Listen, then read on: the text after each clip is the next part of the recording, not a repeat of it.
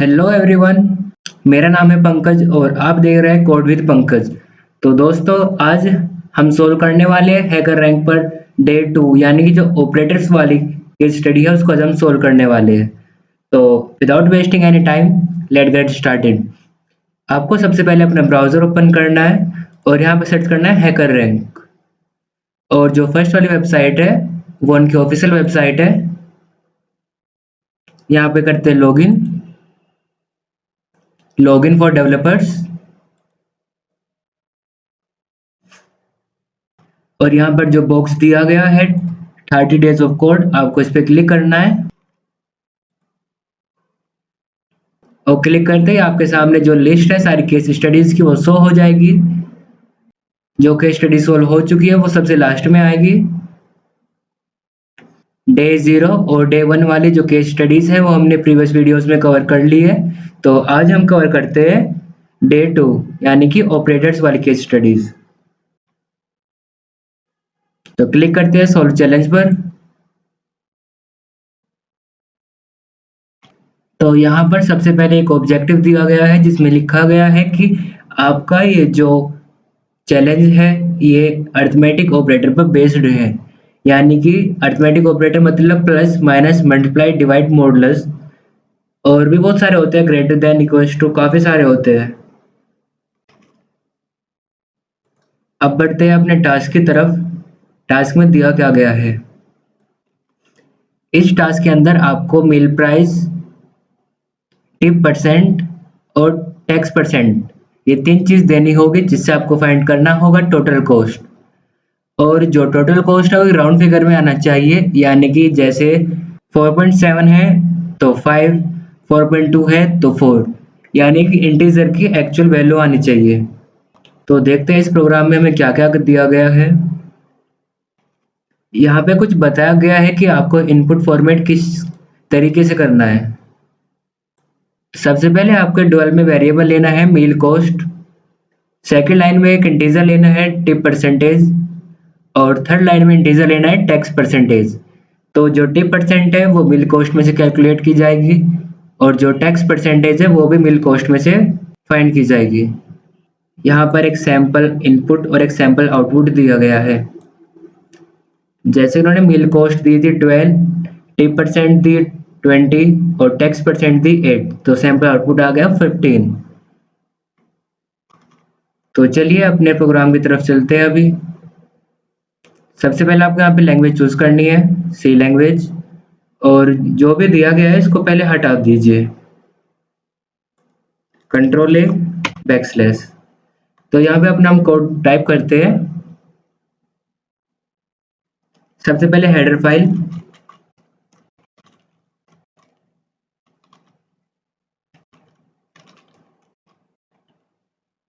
फिर int main, जो main function होता है आपका। और उन्होंने बोला था कि first line has dual meal cost, तो यहाँ पे मील कॉस्ट को डिफाइन करते हैं डुअल में।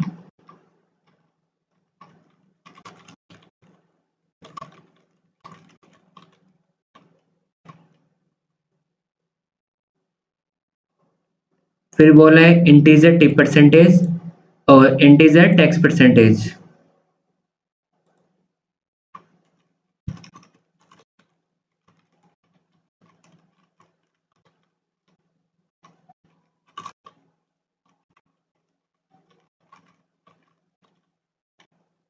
अब हमें इन तीनों का इनपुट लेना है।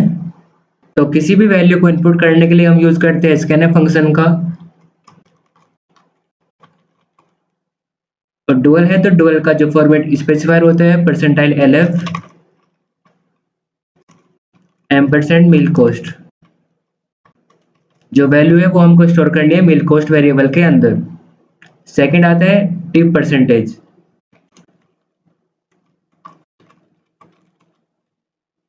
परसेंटाइल डी, क्योंकि हम इंटीजर है यूज कर रहे हैं।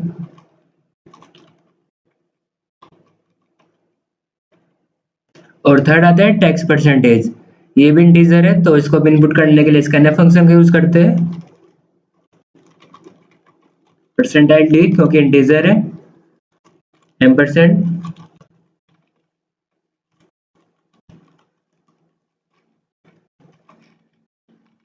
यहाँ पे आपको एक एम्परसेंड ऑपरेटर का खास ध्यान रखना है। अब हमने तीनों का जो इनपुट है वो तो ले लिया है। अब हमें यहाँ पर कैलकुलेट करनी है टोटल कॉस्ट। तो एक वेरिएबल और डिक्लेयर करते हैं, टोटल कॉस्ट।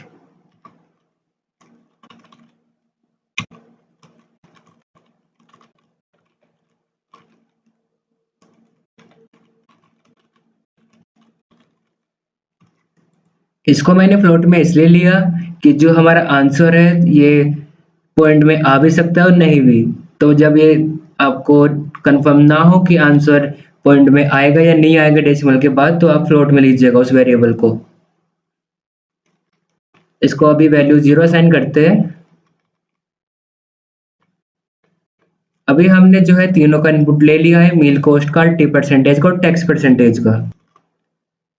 अभी हमको टिप परसेंटेज फाइंड करना है और टैक्स परसेंटेज मील कॉस्ट में से।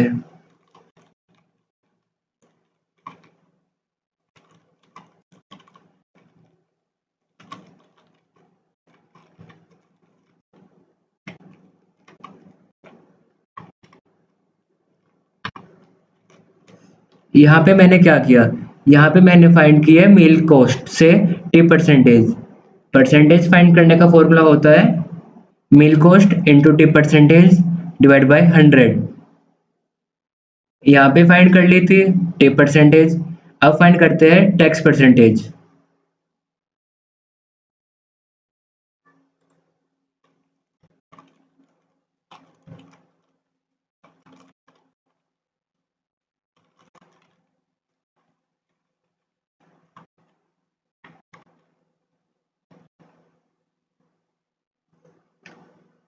टिप परसेंटेज और टैक्स परसेंटेज कैलकुलेट हो चुकी है और दोनों का जो सम है वो टोटल कॉस्ट नाम के वेरिएबल में सेव हो चुका है। अभी यहाँ पर एक वेरिएबल और डिक्लेयर करते हैं इंटीजर का।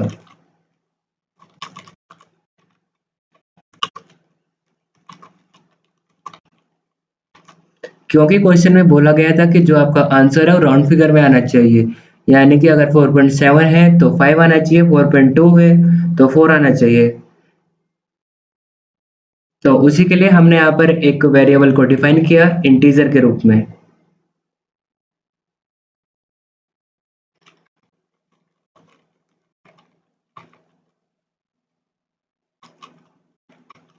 जो टोटल कॉस्ट थी उसको हमने असाइन कर दिया राउंड कॉस्ट में, यानी कि अगर जो टोटल कॉस्ट 4.7 होगी तो वो 4 इनिशियलाइज करेगा राउंड कॉस्ट में, यानी कि जो डेसिमल के बाद की जितनी भी डिजिट है वो उसको हटा देगा और जो डेसिमल से पहले की वैल्यू है वो राउंड फिगर में सेव कर लेगा। अभी हमें निकालना है डिफरेंस, यानी कि जो आपकी टोटल कॉस्ट आई थी और जो अभी राउंड कॉस्ट है उसमें डिफरेंस कितना है। जैसे कि टोटल कॉस्ट में अगर हमने सपोज किया कि 4.7 आया है तो इंटीजर में वो सेव करेगा 4, यानी कि राउंड कॉस्ट में सेव होगा 4। तो अभी हमें डिफरेंस निकालना है कि 4.7 माइनस के 4 एज ए एग्जाम्पल। तो अभी एक वेरिएबल को और डिनोट करते हैं।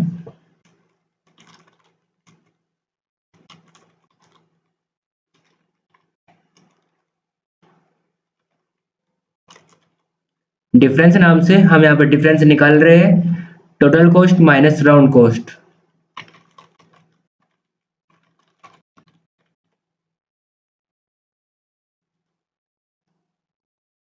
अभी हमारे पास टोटल कॉस्ट भी है with decimal point, round cost भी है विदाउट डेसिमल पॉइंट, और डिफरेंस भी है कि पॉइंट के बाद कितना डिजिट है वो भी हमारे पास फाइंड हो चुकी है। तो अभी हमें फाइंड क्या करना है कि हमें देखना है कि अगर वो 4.5 से ऊपर है तो उसको 5 करें, और अगर वो 4.5 से नीचे है यानी कम है उससे तो उसको 4 बना दीजिए। तो उसको फाइंड करने के लिए यहाँ पर एक कंडीशन लगाते हैं इफ एल्स की।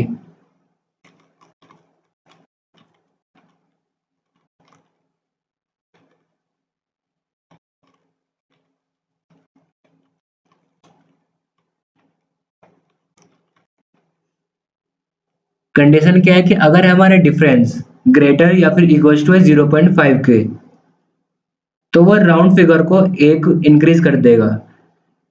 यानी कि अगर जैसे कि एग्जांपल था 4.7, तो जो 0.7 है अगर वो 0.5 से ग्रेटर है तो वो 4 को 5 बना देगा, और अगर 0.5 से कम है तो उसको 4 बना रखेगा।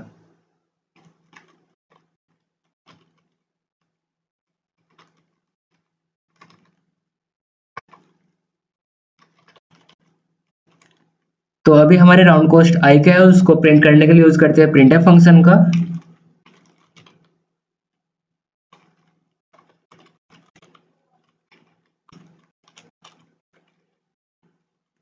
लाइन फिनिश होने के बाद यूज करते हैं टर्मिनेशन, और जो एल्स की कंडीशन है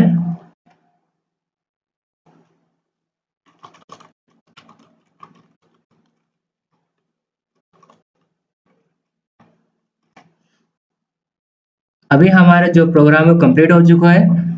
तो सबसे पहले हमने इसमें 3 वेरिएबल को डिक्लेयर किया था, मील कॉस्ट, टिप परसेंटेज और टेक्स्ट परसेंटेज। फिर हमने यहाँ पे तीनों को इनपुट लिया था कि मील कॉस्ट कितनी है, टिप परसेंटेज कितनी है और टेक्स्ट परसेंट कितनी है। इतने हिस्से में हमने टिप परसेंटेज को कैलकुलेट किया, इतने हिस्से में हमने टेक्स्ट परसेंटेज को कैलकुलेट किया, और दोनों का सम करने के बाद उसको स्टोर कर दिया टोटल कॉस्ट में। अभी हमें पता था कि जो टोटल कॉस्ट आई होगी वो डेसिमल के बाद भी जो वैल्यू है वो उनको लिया होगा, लेकिन क्वेश्चन में बोला गया है कि हमें डेसिमल के बाद तो कोई वैल्यू नहीं चाहिए। तो डेसिमल के बाद के सभी डिजिट को हटाने के लिए हमने यहाँ एक इंटीजर वेरिएबल डिफाइन किया है जिसका नाम है राउंड कॉस्ट। जो वैल्यू टोटल कॉस्ट की थी अब वो राउंड कॉस्ट की है, बट राउंड कॉस्ट जो एक इंटीजर है तो डेसिमल के बाद की कोई वैल्यू नहीं लेने का राउंड कॉस्ट में सेव किया है, तो अभी वो 4.7 ना बन करके वो 4 बन गया है। यहाँ इस लाइन में हमने डिफरेंस निकाला है कि जैसे 4.7 में से अगर हम 4 माइनस कर देंगे तो 0.7 बचेगा, तो वो जो 0.7 होगा वो स्टोर हो जाएगा डिफरेंस नाम के वेरिएबल में।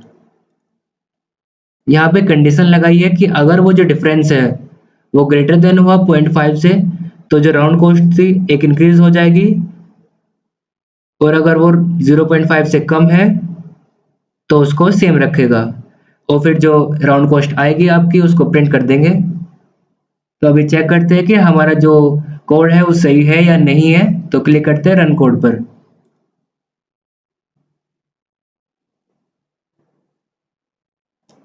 अभी इसमें कहीं ना कहीं एरर है, तो उस एरर को देखते हैं क्या है। तो अभी वापस अपने कोड पर चलते हैं और देखते हैं यहाँ पर क्या प्रॉब्लम होने वाली है। अगर आपने नोटिस किया हो तो हमारे कोड में एक प्रॉब्लम है, वो ये है कि जब हम टोटल कॉस्ट फाइंड कर रहे थे तो हमने टिप परसेंटेज फाइंड किया, प्लस टैक्स परसेंटेज फाइंड किया, और प्लस हमें यहाँ पर मील कॉस्ट को भी ऐड करना था। तो तीनों का जो सम है तब जा करके वो टोटल कॉस्ट बनेगी। तो अभी ऐड करते हैं मील कॉस्ट को, और अभी सारा कोड सही लग रहा है, तो चेक करते हैं कि कोड सही है या नहीं है।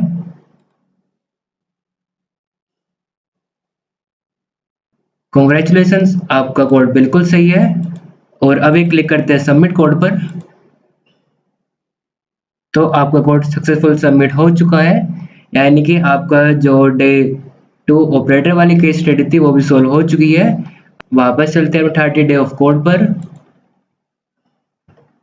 तो जो डे 3 वाली है ये अनलॉक होने वाली है अभी 10 आवर्स लेटर। तो यानी कि कल अनलॉक होगी। आपको हर दिन एक केस स्टडी को सोल्व करना होता है, और जो अगली केस स्टडी है वो 24 घंटे के बाद अनलॉक होती है। तो आज के लिए बस इतना ही। अपना बहुत सारा ध्यान रखिए। Thank you.